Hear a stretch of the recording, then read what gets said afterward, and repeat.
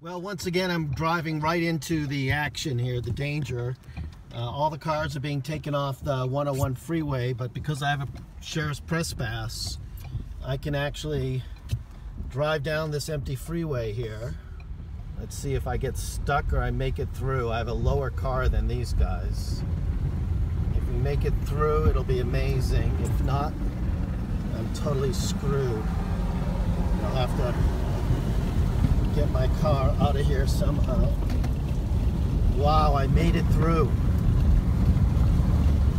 Wow. Mud everywhere, folks. Mud everywhere. We made it through. Well, right now I'm on the tracks. The road is closed, so I have to walk my way into some of the more disaster area. So I'm in the middle of the zone here, and I walked in on the railroad tracks, and now I've hitched a ride on this gasoline truck. They've been very nice. This is the A team, the AP team, the EPA team. That's right. Well, part of the problem of this assignment is the mudslides are so bad. We've got to get through the road.